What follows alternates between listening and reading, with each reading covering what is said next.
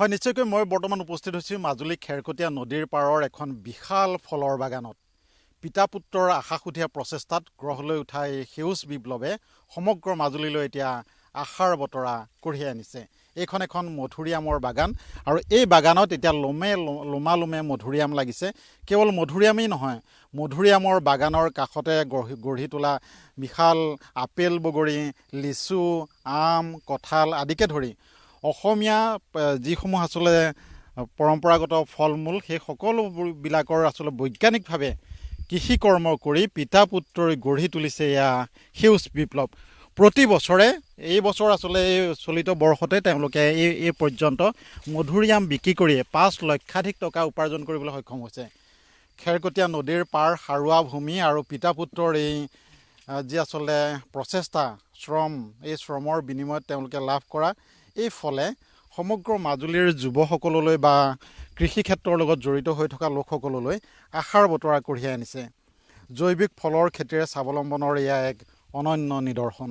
মাজুলীৰ এয়া আচলতে গুণাৰাম কলিতা আৰু প্ৰাঞ্জল কলিতা, এইহাল পিতা পুত্ৰৰ যি ৰঞ্জিত কলিতা, এওঁলোকৰ যি আচলতে প্ৰচেষ্টা বা তেওঁলোকৰ যি শ্ৰম, এই শ্ৰমৰ বিনিময়ত গঢ় লৈ উঠা এই বিশাল বাগানে মাজুলীৰ লগতে অসমৰ বিভিন্ন প্ৰান্তলৈ তেওঁলোকে ফল ৰপ্তানি কৰিবলৈ সক্ষম হৈছে।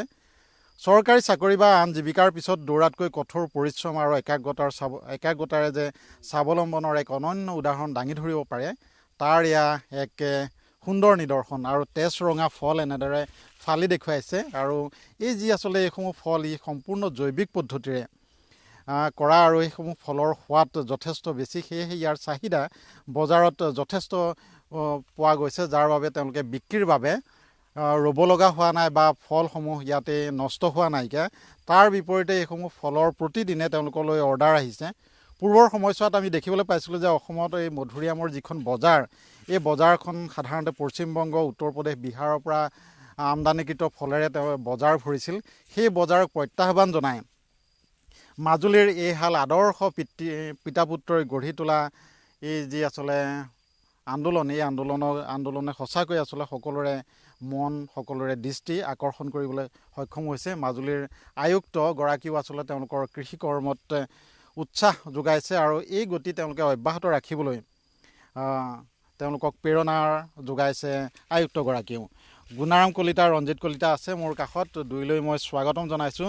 পিতৃ হিচাপে গৌৰৱ বোধ কৰিব লগা কথা আচলতে পুত্ৰৰ এই যি আচলতে শ্ৰম, যি সময়ত ডেকাসকলে নিজৰ ভূমি টুকুৰা এৰি দূৰ দূৰণিলৈ গতি কৰিছে, সেই সময়ত পুত্ৰৰ লগত লগ লাগি আপোনালোকে এক আশাৰ বতৰা কঢ়িয়াই আনিছে, লগতে এক বৈপ্লৱিক যি আচলতে ধাৰা বোৱাই নিবলৈ সক্ষম হৈছে কৃষি ক্ষেত্ৰত। কি ক'ব? হয়, আমি এতিয়াই নহয়, আগৰ পৰা আমাৰ ককা দেউতাহঁতৰ দিনৰ পৰা আমাৰ কৃষি কৰ্মত নিয়োজিত আৰু আমাৰ চাকৰি বাকৰি নাই। আৰু ল'ৰাই কিছুমান আঘাত প্ৰতিঘাত পাই পেলাই মানে বাহিৰত গৈ তাতো থাকিব নোৱাৰিলে। যিহেতু মানে আমাৰ ল'ৰা বাহিৰত তেনেকৈ থাকিব নোৱাৰে, গুচি আহি পেলাই মোৰ লগতে আলোচনা কৰিলে যে এনেকৈ কিবা এটা কৰি পেলাই ঘৰতে থাকোঁ, বাহিৰত বহুত মানে জঞ্জাল আৰু খোৱা বোৱাৰ পৰা ধৰি বহুত মানে পইচা গুচি যায়, আধা পইচা। গতিকে তাত ইনকম নহয়, গতিকে নিজৰ যেতিয়া মাটি আছে, মাটিতেই খেতি পথাৰ কৰোঁ। প্ৰথমতে আৰম্ভ কৰিলোঁ, আমি কৃষিটো আছেই, আমাৰ আগৰ পৰাই আছে, লগতে মানে আমি ছাগলী কেইজনীমানো ইয়াত পুহোঁ বুলি পেলাই আৰম্ভ কৰিলোঁ। গোটৰ পৰা লোন ধাৰ লৈ পেলাই, কিন্তু এবছৰ পাৰ নহ'লে গোটেই ছাগলীখিনি 40জনী ছাগলী মৰি গুচি গ'ল। তাৰপাছত লগতে আমি অকল ছাগলীকেইটা চাই থাকিলে কি হ'ব বুলি পেলাই লগতে মানে বগৰী ফাৰ্মখন আৰম্ভ কৰিলোঁ। বগৰী ফাৰ্ম পুলি 200 আনিলোঁ। 200 পুলি আৰম্ভ কৰি 200 পুলিৰ পৰা আমি যথেষ্ট উপকৃত হ'লোঁ আৰু একেবছৰতে গুটি লাগে। আৰু এতিয়া আমি যথেষ্ট মানে স্বাৱলম্বী হৈছোঁ। প্ৰত্যেক বছৰত প্ৰায় 5 লাখৰ ওপৰত আমাৰ ধন আহে, খাই বৈও। গতিকে আমি আশা কৰিছোঁ যাতে যুৱ প্ৰজন্ম সকলো আগবাঢ়ি আহক, এনেকুৱা কৰক, আৰু সেয়ে মোৰ কামনা। আপোনাৰ এই মুখৰ হাঁহিখনে মোৰ মন প্ৰাণ আচলতে ভৰাই তুলিছে, ইমান ভাল লাগিছে। আৰু এই তেজাল ফলসমূহ এয়া আচলতে তেওঁলোকে ব্যৱসায় ভিত্তিক খেতি কৰিছে, ইয়াৰ পৰা তেওঁলোকে অৰ্থ পাব। সেয়াই নহয়, মানৱ জীৱনলৈ তেওঁলোকে আচলতে এক সুন্দৰ বাৰ্তা কঢ়িয়াই আনিবলৈ সক্ষম হৈছে। কাৰণ সকলো লোকেই যাতে সুন্দৰ স্বাস্থ্যৱান হয়, নিৰোগী হয়, তাৰ প্ৰয়াস প্ৰচেষ্টাও ইয়াৰ লগত অন্তৰ্নিহিত হৈ আছে।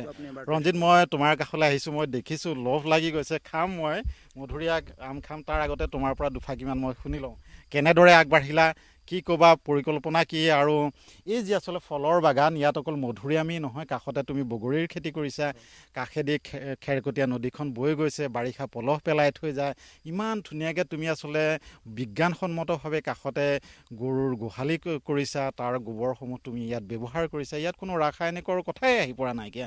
কি ক'বা তুমি? হয়, মই প্ৰথমতে এইখিনিৰ প্ৰতি মানে দেউতাই ক'লেই আমি একেবাৰে পৰম্পৰাগতভাৱে কৃষকৰ পৰিয়ালৰ, আমাৰ পৰম্পৰাগতভাৱে ককা দেউতা আজু ককাহঁতো কৃষকেই, মোৰ দেউতাও কৃষকেই, সেয়ে আমি সৰুৰ পৰা খেতি পথাৰৰ যিটো পৰিৱেশ সৰুৰ পৰা পাই আহিছোঁ। তথাপিও পঢ়া শুনা শেষ কৰি নিজকে কৰ্মসংস্থাপন মানে কৰ্ম নিয়োজিত কৰিবৰ কাৰণে ইয়াত কৰ্মসংস্থাপন নাপাই বাহিৰত গৈছিলোঁ। বাহিৰত প্ৰায় 2 বছৰ দিন কৰ্ম কৰিলোঁ। তাৰপাছত কৰোণা মহামাৰী আহিল, ঘৰত আহিলোঁ। তাৰপাছত আহি পেলাই ঘৰত অলপ দিন থকাৰ পাছত আমি দেউতাৰ সৈতে আলোচনা কৰি এখন হোটেল খুলিছিলোঁ। কিন্তু সেই হোটেলখনো আমি মানে ভালদৰে স্বাৱলম্বী হ'ব নোৱাৰাত হতাশ হৈ গ'লোঁ। হতাশ হৈ গৈ দেউতাৰ সৈতে আমি যিটো কামেই মই নকৰোঁ, দেউতাৰ সৈতে আলোচনা কৰোঁ, ঘৰত মা দেউতাৰ সৈতে আলোচনা কৰিলোঁ। তেতিয়া আকৌ ভাবিলোঁ যে নিজৰ ইমানখিনি মাটি বাৰী আছে, গতিকে নিজৰ মাটিত নিজেই কৰিম। তেতিয়া ধৰক বাহিৰত আনক উপাৰ্জন কৰি দিয়াতকৈ নিজৰ মাটিত যিকেইটা নিজে কৰিলে যিটো উপাৰ্জন হ'ব, সেইবুলি খেতিপথাৰৰ লগতে প্ৰথমতে ছাগলী ফাৰ্ম আৰম্ভ কৰিছিলোঁ। প্ৰায় 40জনী ছাগলীৰ এখন ফাৰ্ম আৰম্ভ কৰিছিলোঁ। প্ৰথম বছৰতে আমাৰ ইমান অভিজ্ঞতা নাছিলে, প্ৰথম বছৰতে বেমাৰ পৰি ছাগলী আদায় হৈ গৈছিলে। তাৰপিছত আকৌ ছাগলী কৰিলোঁ, প্ৰায় 60-70জনী ছাগলী আকৌ হৈছিলেগৈ। কিন্তু প্ৰতি বছৰে ছাগলীৰ মানে বেমাৰ হয়। বেমাৰ হোৱাৰ খাতিৰত ছাগলীখিনি এইবছৰ সম্পূৰ্ণ ছাগলীখিনি আঁতৰাই আকৌ মানে গৰুৰ এখন ফাৰ্ম আৰম্ভ কৰিছোঁ। প্ৰায় 6জনী গাই গৰুৰে এখন ফাৰ্ম আৰম্ভ কৰিছোঁ। লগতে দেউতাই ক'লে আপেল, বগৰী, আম। মই থাইলেণ্ডৰ এটা প্ৰজাতিৰ আম আনিছিলোঁ আপোনাৰ 2025 বৰ্ষৰ ফেব্ৰুৱাৰী মাহত ৰোপণ কৰিছিলোঁ। তাৰপিছত এইবাৰ 2026 বৰ্ষত আমি আম ছিঙিবলৈ সক্ষম হৈছোঁ। প্ৰায় প্ৰথম অৱস্থাত প্ৰতিবাৰৰ মতে আমি চেম্পল হিচাপে আম ৰাখিছিলোঁ, তথাপিও প্ৰায় 1 কুইণ্টেল আম বিক্ৰী কৰিছোঁ। আৰু আমাৰ কোৱালিটি ভাল হোৱাৰ কাৰণে আমি 200 টকা পৰ্যন্ত আমত কেজি পাইছোঁ। আৰু আমি প্ৰতিটো বস্তু জৈৱিককৈ কৰোঁ, সেয়ে মানুহে যিমানখিনিয়ে জানে আমাৰ ফাৰ্মৰ পৰাই বস্তুখিনি লৈ যায়।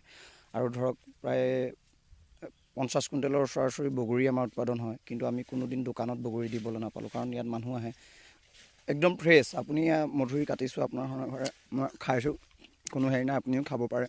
সেইটোৰ খাতিৰতে মানে সকলোৱে ইয়াত কিনে। আৰু আমিও কষ্ট কৰিছোঁ যথেষ্ট, যাতে আমি ৰাসায়নিক কোনো দ্ৰব্যই আমি ইয়াত ব্যৱহাৰ নকৰোঁ। এইখিনি এতিয়া হাবি হৈ আছে, বাৰিষা ছিজনত হাবিটো যিমান চফা কৰি উঠে, গতিকে এতিয়া নৱেম্বৰ মানৰ পৰা যেতিয়া খৰালি হ'ব, আমি এই হাবিখিনিকে কাটি এইখিনিকে সাৰ হিচাপে ব্যৱহাৰ কৰিম।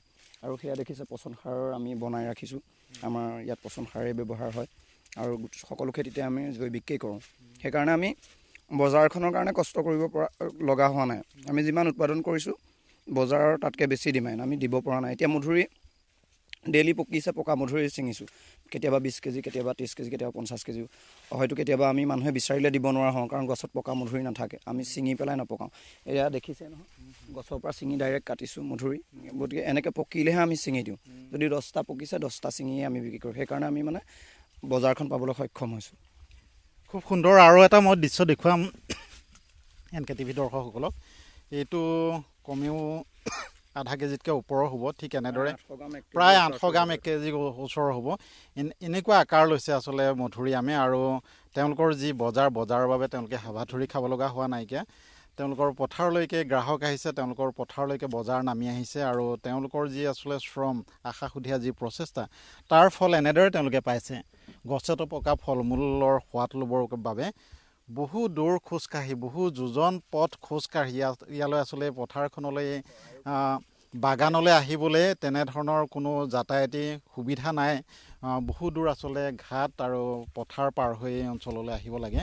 এনেদৰে বহু কষ্ট কৰি গ্ৰাহক ইয়ালৈ আহে, বাগানখন চাইহি, বাগানতে সতেজ ফল মূলৰ সোৱাদ লয়হি। আৰু তাৰ বাবে ই আচলতে এক প্ৰকাৰ যি আচলতে গ্ৰাম্য পৰ্যটন বা কৃষি পৰ্যটন, তাৰো এক খুব আশাপদ খবৰ ই কঢ়িয়াই আনিব। ইয়াতে তেওঁলোকে তাৰ পৰিকল্পনা কৰিছে। ইয়াতে পৰৱৰ্তী সময়ছোৱাত টঙি ঘৰৰ ব্যৱস্থা কৰিব বা ইয়াতে কোনো পৰ্যটক বিদেশী পৰ্যটক আহি ইয়াতে থাকিব পৰা ব্যৱস্থাও তেওঁলোকে পৰৱৰ্তী সময়ছোৱাত গঢ়ি তুলিব।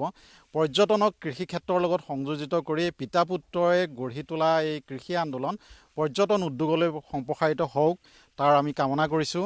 আৰু তেওঁলোকৰ এই প্ৰয়াস প্ৰচেষ্টা আগ্ৰহ তেওঁলোকৰ শ্ৰম সাৰ্থক ৰূপত আচলতে সাকাৰ ৰূপক যিসমূহ সপোন তেওঁলোকে দেখিছে, যিসমূহ সপোনেৰে তেওঁলোকে সমাজখন গঢ়ি তোলাৰ বুনিয়াদ ৰচনা কৰিছে, যি সপোন লৈ প্ৰতিজন মাজুলীয়ালোকে বা প্ৰতিজন লোককে প্ৰতিজনৰে জীৱন নিৰোগী হোৱাৰ সপোনেৰে আচলতে কৃষি কৰ্মত নামি পৰিছে।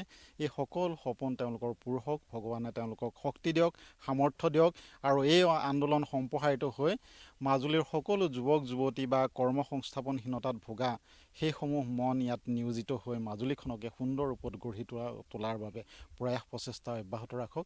তাৰ বাবে বিভাগ কৰ্তৃপক্ষ সকলোৱে সহায়ৰ হাত আগবঢ়াওক আৰু মাজুলীক দেশৰ ভিতৰতে আচলতে ৰাজ্যৰ ভিতৰতে এখন সুন্দৰ লেখত ল'বলগীয়া ৰাজ্য হিচাপে গঢ়ি তোলাত এইসমূহ শ্ৰম এইসমূহ যুৱ শক্তিয়ে আদৰ্শ হৈ থিয় দিয়ক।